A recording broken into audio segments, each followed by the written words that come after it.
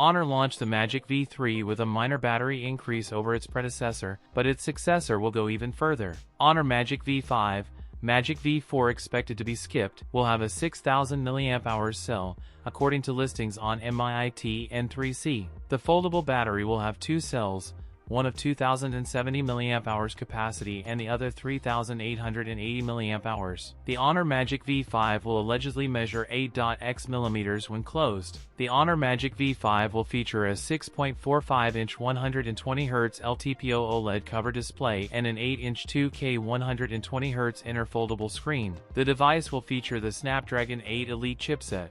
Its rear camera setup may include a 50-megapixel camera with OIS support, an ultra-wide lens, and a 200-megapixel periscope telephoto camera, an IPX8 water resistance, and a side-facing fingerprint scanner. That's it for today's video. If you enjoyed it, don't forget to like, comment, and subscribe for more content. Thanks for watching, and I'll see you in the next one.